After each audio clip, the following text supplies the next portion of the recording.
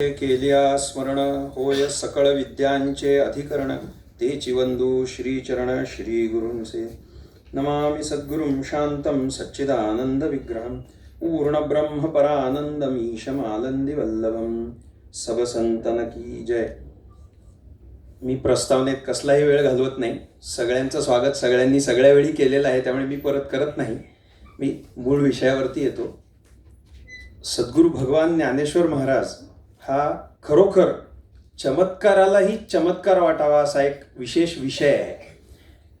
त्यांच्यासारखी सांगण्याची शैली नाही कुणाची, त्यांच्यासारखे अनुभव नाही कुणाचे, आणि त्यांच्यासारखी खोलीही नाही.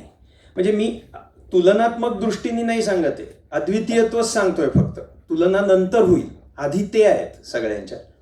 पण त्यांचं चरित्र हा त्यांच्या नंतरच्या काळापासून सगळ्यांच्याच अभ्यासाचा विषय राहिलेला आहे.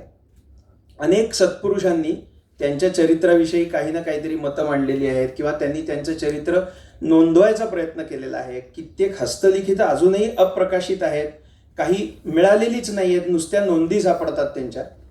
पण ज्ञानदेवांचं एक स्वतंत्र चरित्र आजपर्यंत आपल्याला उपलब्ध झालेलं नाही. म्हणजे त्यांचं म्हणून लिहिलेलं, त्याचा एक भाग म्हणा किंवा त्याची एक खंत म्हणा. जसं महिपतींनी त्यांच्या भक्तिविजयामध्ये वगैरे सगळ्या संतांनी एकत्र संत चरित्र लिहिलेली आहेत, पण स्वतंत्र माऊलींचं चरित्र लिहिलेलं कोणीच उपलब्ध तरी नाही. लिहिलं असण्याची शक्यता आहे, कारण माऊली हे इतके अद्वितीय आहेत की कुणी ना कुणीतरी तसा प्रयत्न 100% केलेला असणार. दुर्दैवाने आज तो आपल्याला उपलब्ध नाही. याची कुठेतरी खंत असल्यामुळे माऊलींची ज्यांच्यावर पूर्ण कृपा होती असे परमपूज्य सद्गुरू श्री मामासाहेब देशपांडे महाराज यांना ते एक असं जाणवलं की आपण या दृष्टीने काहीतरी केलं पाहिजे. आणि त्यांनी 68 साली, त्यांच्यावरती 54 साली सद्गुरू गुळवणी महाराजांकडनं अनुग्रह कृपा झाली. त्याच वर्षी त्यांना माऊलींचं प्रत्यक्ष दर्शन झालं होतं आणि माऊलींची कृपा झाली होती 1954 साली. त्याच्या पुढे ते वारीत तर त्याच्या आधीपासून जात होते, ते 36 सालापासून वारीला जात होते. पण ते त्यांचं प्रत्यक्ष दर्शन आणि कृपा झाल्यानंतर त्यांच्या ते अंतःकरणात होतं की आपण या दृष्टीने काहीतरी सेवा करावी. 68 सालही त्यांनी साधारणपणे संपता 68 साल संपता त्यांनी ते जे ज्ञानदेव विजय नावाने एक चरित्र लिहायचा संकल्प केला आणि ते 1970 साली त्यांचं म्हणजे साधारणपणे 1.5 वर्षामध्ये, 1.5-2 वर्षामध्ये त्यांचं पूर्ण झालं. गंमत म्हणजे त्यांची पूर्णतेची तारीख, तिथी ही कालची फाल्गुन शुद्ध एकादशीच आहे. फाल्गुन शुद्ध एकादशीलाच त्यांची शेवटची ओवी लिहून झाली आणि त्यांनी ते माऊलींच्या चरणी अर्पण केलं. त्याचं नाव श्री ज्ञानदेव विजय असं त्यांनी ठेवलेलं आहे. त्याला 2400 ओव्या आहेत, 15 अध्याय आहेत. आणि मला एक आश्चर्याचा भाग असा वाटतो, त्यांनी म्हणताना म्हटलंय त्याच्यात की मी मत्स्येंद्र संहिता आदी ग्रंथ म्हणजे नामदेव महाराजांचे आदी तीर्थावळी समाधीचे जे प्रकरण अभंग आहेत ते, भक्तिविजय, भक्ती तत्वामृत या सर्व ग्रंथांचा त्याच्यामध्ये संदर्भ घेतलेला आहे. आणि त्यातूनच आम्ही ही आमच्या भल्यासाठी, आमच्या मोक्षा म्हणजे आमच्या उद्धारासाठी ही ज्ञानदेवांची सेवा करतो. अजून एक या ग्रंथाचं वैशिष्ट्य सांगतो. हा गुरु शिष्यांनी एकत्र मिळून लिहिलेला ग्रंथ आहे. मामासाहेब देशपांडे महाराजांचे एक वैद्य राजाराम नीलकंठ कवीश्वर नावाचे वैद्य होते ते, आणि त्यांचा काव्याचा पण अभ्यास होता. काव्य तीर्थ ही पदवी होती त्यांना, ती परीक्षा त्यांनी दिलेली होती त्यावेळी. या दोघांनी मिळून केलेली ही रचना आहे. असं फार कमी ठिकाणी झालेलं आहे. एक बघायला मिळतं ते म्हणजे श्रीमद भगवत पूज्यपाद शंकराचार्य स्वामी महाराज आणि त्यांचे प्रधान शिष्य पद्मपादाचार्य या दोघांनी मिळून केलेलं एक तंत्र ग्रंथ उपलब्ध आहे आपल्याकडे. पण हा त्यानंतरच्या याच्यातलाच एक असा वेगळा उपक्रम दिसतो की दोघांनी मिळून केलेली रचना आहे. त्यातलं वैशिष्ट्य फक्त मी सांगणार आहे, कारण तो ग्रंथ आत्ता या क्षणी उपलब्ध नाही, त्याच्या प्रती संपलेल्या आहेत. श्री वामनराज प्रकाशनांनी ते प्रकाशित केलेले, पण अतिशय सुंदर रचना आहे. येईल पण भविष्यामध्ये लवकरच ती. या 15 अध्यायांमधनं माऊलींची त्यांच्यावर असलेली कृपा आणि माऊलींच्या वाङ्मयाचा त्यांनी कसून केलेला अभ्यास, या दोन्ही गोष्टी फार चांगल्या प्रकारे दिसतात. मामा स्वतःच असं म्हणत असत की ज्याच्यावर माऊलींची कृपा होते त्याच्या ठिकाणी त्याची 2 लक्षणं दिसणं आवश्यक आहे. ती 2 लक्षणं निस्संशय दिसतातच जर माऊलींची कृपा असेल तर. आणि ती 2 लक्षणं अशी आहेत की त्याचं अंतःकरण खूप कोमल होतं आणि त्याच्या वाणीला किंवा त्याच्या लेखणीला सरस्वतीचा प्रसाद लाभतो. ह्या दोन्ही गोष्टी ज्ञानदेवांच्या आहेत, त्यांच्याकडूनच त्या येतात. ज्या ज्या जीवांवर त्यांची कृपा झालेली आहे त्या त्या जीवांच्या ठिकाणी या दोन गोष्टी तुम्हाला निस्संशय बघायला मिळतील. या ग्रंथाचंही ते वैशिष्ट्य आहे. मामांचा जो ज्ञानेश्वरीचा अभ्यास होता तो यात खूप चांगल्या प्रकारे दिसतो. मी एक मध्येच थोडा संदर्भ म्हणून सांगतो. मामांनी जसं हे ज्ञानदेव विजय ग्रंथ लिहिलाय तसा त्यांनी चैतन्य चक्रवर्ती नावाचं एक संगीत नाटक पण माऊलींच्या जीवनावर लिहिलेलं आहे. आणि थोडं नाही, 4 अंकांचं गंधर्व स्टाईलचं जे नाटक होतं, म्हणजे रात्री सुरू झालं की पहाटे संपणार अशा प्रकारचं जे नाटक होतं तसं 4 अंकी नाटक त्यांनी लिहिलेलं आहे. आणि त्या दोन्ही संहिता लिहिताना त्यांनी प्रचलित गोष्टींचा, म्हणजे हे ज्ञानदेव विजयमध्ये पारंपरिक सगळं जे संप्रदायाने त्यांच्याकडे आलेलं होतं ती माहिती त्यांनी घेतलेली आहे. आणि प्रचलित जे माऊलींचं चरित्र होतं, उपलब्ध चरित्र जे लोकांच्या तोंडी होतं, जे प्रत्येक वेळी खरं असेलच असं नाही, मिक्स होतं ते सगळं, ते त्यांनी त्या नाटकामध्ये घेतलेलं आहे. कारण त्याला एक लालित्य होतं त्या नाटकाचं जे संहिता आहे त्याच्यात. म्हणजे एक छोटासा भेद दोन्हीकडचा सांगतो. आपण बऱ्याच ठिकाणी असं म्हणतो की माऊलींच्या मात्यापित्यांनी लवकर देहत्याग केला होता आधी आणि नंतर पैठणचा शुद्धीपत्राचा प्रसंग झालेला आहे असं प्रचलित चरित्रात आहे. तो भाग त्यांनी चैतन्य चक्रवर्तीमध्ये घेतलेला आहे. पण प्रत्यक्षात तसं नाही आहे. शुद्धीपत्रात तशी नोंद आहे की त्यांचे आई वडील तिथं होते, जे उपलब्ध शुद्धीपत्र आहे आत्ता त्याच्यात. त्यामुळे तो भाग त्यांनी इथे घेतला इथे. आणि त्यांनी पुढेही जाऊन त्यांच्या गुरूंनी, म्हणजे चैतन्याश्रम म्हणून जे त्यांना नाव दिलं होतं वडिलांना, त्यांच्या गुरूंनी त्यांना आज्ञा केली की इथून पुढे तुम्ही दोघांनी बद्रिकाश्रमामध्ये जाऊन तपश्चर्या करा असं सांगून त्यांना पाठवून दिलेलं आहे. म्हणजे ते माऊलींच्या आईवडिलांनी देहत्याग केला तोही त्यांना तशी आज्ञा, म्हणजे विप्रसभेने आज्ञा केली होती, हे प्रचलित मत ते या चरित्रामध्ये घेत नाही. ते तिकडे घेतलेलं आहे त्यांनी नाटकामध्ये, पण ह्याच्यात त्यांनी त्याच्या वेगळ्या नोंदी दिलेल्या आहेत. आता त्या मत्स्येंद्र संहिता हा ग्रंथ मला तरी पाहायला मिळाला नाही आतापर्यंत. बाकीचे मी बघितलेले आहेत, नामदेव महाराजांचे ग्रंथ बघितलेले आहेत, म्हणजे अभंग बघितलेले आहेत. पण या चरित्राचं मी थोडक्यातच वैशिष्ट्य मुद्दामून सांगतो. आपण उपलब्ध ग्रंथ आपण बघू शकता. मला जे छान वाटलं त्यातलं ते म्हणजे अभ्यासक असेल आणि उपासक पण असेल तर तो रचना कशी सुंदर करतो. आता जसं त्यांनी सुरुवातीला विठ्ठलपंत जेव्हा पहिल्यांदा पंढरपूरला गेलेत सगळे, कारण ते पंढरपूरलाच निघालेले असताना आळंदीत थांबून मग तो विवाहाचा प्रसंग वगैरे झाला. आता मामा उत्तम ज्योतिषी पण होते, त्यांचं त्या शास्त्राचं खूप सखोल ज्ञान होतं. त्यांनी या दोघांच्या पत्रिकेचे संदर्भ पण याच्यामध्ये नोंदवलेले, म्हणजे माऊलींच्या आई वडिलांच्या पत्रिकेच्या नोंदी पण याच्यात त्यांनी केलेल्या आहेत. मग त्यांचा अभ्यासाचा विषय होता. त्यांनी जेव्हा पहिल्यांदा पंढरपूरला ते गेले त्यावेळी त्यांनी त्या सगळ्या संप्रदायाचे थोड्याशा 4-5 ओव्यांमधनं फार सुंदर रहस्य सांगितले. ते मी मुद्दामून वेगळं लिहून ठेवलंय समोर सांगायला. पंढरीनाथांनी कमरेवर हात का ठेवले आहेत, तर आपण सगळीकडे सांगतात की ते एवढाच भवसागर तुमच्यासाठी आहे, याच्यापेक्षा जास्त पाणी तुम्हाला भवसागराचं लागणार नाही माझ्या भक्तांना, हे तर प्रचलित आहे. मामा अजून एक त्याच्यावरती नोंदवतात. ते म्हणतात भक्तांना भवपार करून करून दमलेला देव कमरेवर हात ठेवून थोडी विश्रांती घेतो, असंही त्यांनी तिथे म्हणलं. आता हे किती छान आहे ना, म्हणजे ती एक रसिकता आहे त्यांच्या ह्याच्यात. त्याच्या पुढे त्यांनी म्हणले ते समचरण आहेत. का आहेत, तर भवारण्यामध्ये जो समतोल साधतो तो न पडता उभा राहू शकतो, हे माझ्या भक्तांना, ते आपल्या भक्तांना ते देव दाखवत आहेत, म्हणून ते समचरण आहेत. आणि पुढे मात्र त्यांनी वारकरी प्रतीकांचा फार सुंदर त्याच्यामध्ये आढावा घेतलाय. स्कंधी धरिती भगवा ध्वज, वदना माझी अधोक्षज, त्या धर्मपताकेचे काज संघटना हेची असे. किती महत्वाचा त्यांनी त्याच्यामध्ये दिलाय. खरंच आहे, ते संघटनच होतं ना ते एक प्रकारचं. मी अर्थ सांगत ते कारण सोपे आहेत ओव्या. ईश्वरार्पण बुद्ध्या मात्र, वस्तूवरी ठेविती तुलसी पत्र, देवा कारणी लागावे गात्र, म्हणून घालिती तुळशी माळा. संप्रदायात माळ का घालतात, तर आमचं शरीर आम्ही भगवंतांना अर्पण केलं हे सांगायला. कामक्रोधाजी जे 6 अरी, त्यांना मारावया विवेक सुरी, करी घेवोनी जो वार करी, तो वारकरी म्हणावा.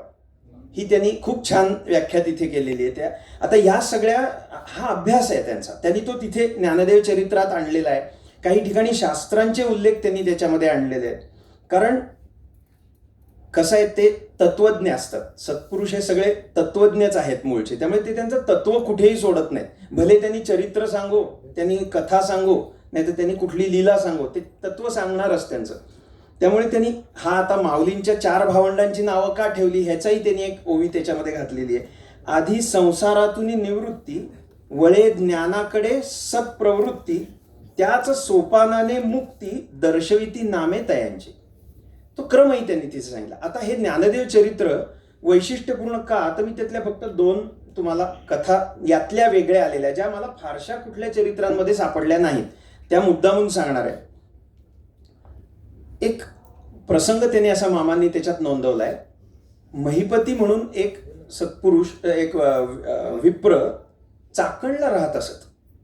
माऊली जेव्हा, म्हणजे ही उपलब्ध जेवढं चरित्रातले रेड्याचा प्रसंग वगैरे ते तर सगळे आहेतच, त्या व्यतिरिक्तचे मी सांगतोय मुद्दामून. ते चाकणला जेव्हा ते तीर्थयात्रेला बाहेर पडले तेव्हा पहिल्यांदा चाकणला गेले होते. तिथे ते जे महिपती होते त्यांची सीता नावाची मुलगी, त्यावेळी कराडचा जो रामराजा नावाचा एक राजा होता त्याची पत्नी होती. तर ते महिपती काय म्हणाले की तुम्ही जाताच आहात तर तुम्ही कराडला माझ्या मुलीला जरूर भेटून जा. आणखी एका ठिकाणी अशी नोंद आहे, ती वेगळीकडे वाचलेली आहे मी, खरी आहे की नाही मला माहीत नाही, की ती जी सीता होती ती माऊलींच्या आईची मैत्रीण होती लहानपणीची. असा पण एक संदर्भ वाचलाय, पण आता हे सांगू नाही शकत कारण नोंदी नसतात या सगळ्यांच्या. पण त्या सीतामाईला ते जेव्हा माऊली सगळे यात्रा करत करत कराडला गेले, म्हणजे ते उत्तर भारत यात्रेला निघाले तेव्हाचा प्रसंग आहे हा. त्याच्यानंतर म्हणजे आळंदीतनं निघाल्यावर त्यांना हे सांगितलं, पुढे ते कराडला गेले. त्या कराडला गेल्यानंतर एक हा महत्वाचा प्रसंग याच्यासाठी की संतांच्या प्रभावाचा परिणाम दिसतो त्याच्यामध्ये. तो रामराजा जो होता तो पक्का संत द्वेष्टा होता. त्याचं म्हणणंच असं होतं की हे सगळे जे बुवा आहेत त्यांना सुळावरच चढवलं पाहिजे, यांचा काही राज्याला आपल्या उपयोग नाही, असं त्यांचं म्हणणं होतं. कुठल्याही बुवांनी काही मानून घेऊ नका, ते त्या रामराजाचं म्हणणं होतं, माझं नाही. पण तर ते त्याच्या त्या सीताबाईला त्याचा खूप त्रास व्हायचा, कारण ती अतिशय संतांच्या विषयी अत्यंतिक अंतःकरणात श्रद्धाभाव असणारी होती.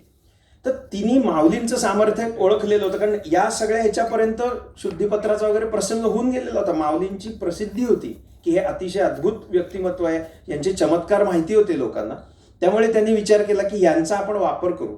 आणि तिने काय केलं, माऊलींना ती भेटायला गेली रात्रीच्या वेळेला, नवऱ्याच्या नकळत ते सगळे संत. जेव्हा आजही गंमत म्हणून सांगतो, कराडला जिथे माऊलींच्या सगळ्या संत मंडळींचा मुक्काम झाला होता ना, तो भाग कृष्णेच्या म्हणजे कृष्णा कोयनेच्या प्रीती संगमाच्या पलीकडच्या बाजूला, उत्तरेच्या बाजूला आहे. आणि गंमत म्हणजे जिथे त्यांचा वास्तव्य झालं होतं त्याला आज विद्यानगर असं नाव आहे, आणि सगळी कराडची कॉलेजेस त्या भागात आहेत. म्हणजे त्यांच्या पदस्पर्शाने काहीतरी विद्येशी संबंधितच गोष्ट तिथे घडली इतक्या वर्षांनी. तर त्या माऊली जेव्हा तिथे गेले तेव्हा तिने त्यांना सांगितलं की मी थोडंसं धाडस करणार आहे आणि मला खात्री आहे की आपण मला त्यातनं सांभाळाल. ठीक आहे म्हणाले माऊली.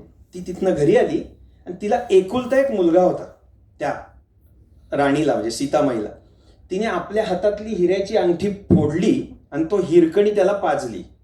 हिरकणी पाजल्यावर मृत्यू येतो. तसा तो बाळ मेला. तो मेल्याबरोबर तिने नवऱ्याला सांगितलं की हे बघा, हे इतकी वर्ष तुम्ही जे संतांचा द्वेष करून त्यांना जो त्रास दिलाय ना, त्याचा परिणाम म्हणून आपला बाळ मेलेला आहे. आता ह्याला एकच उपाय आहे, कुठल्या तरी संतांच्या चरणी तुम्ही शरण जा आणि त्यांना सांगा त्यांनी दया केली तर हा मुलगा जगेल.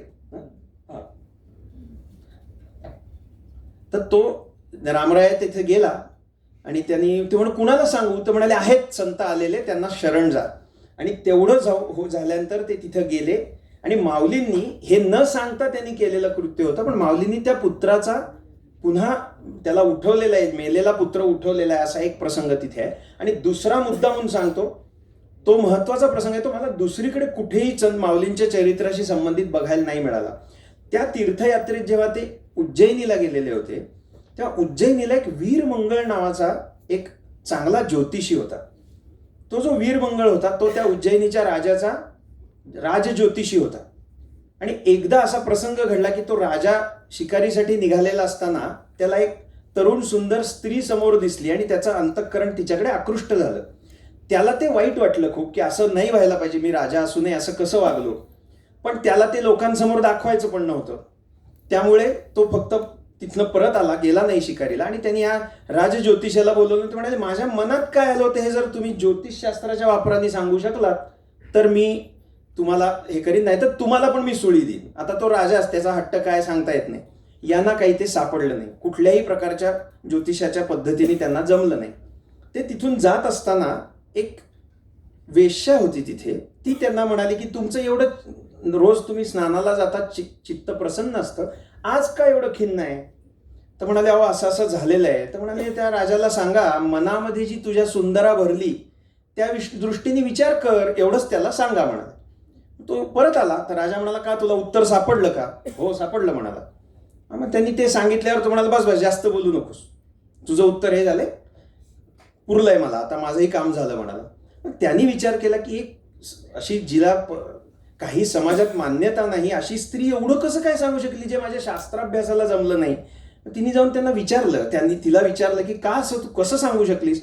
तर म्हणाले माझ्यावरती रामानंदांची कृपा झालेली आहे, मी त्यांच्या कृपेने हे सांगू शकले, माझ्यावर कधी कृपा होईल? तर म्हणाले तू जा त्यांना भेटायला काशीमध्ये, त्यांच्याकडे जा. तो वीरमंगळ तिथे गेला.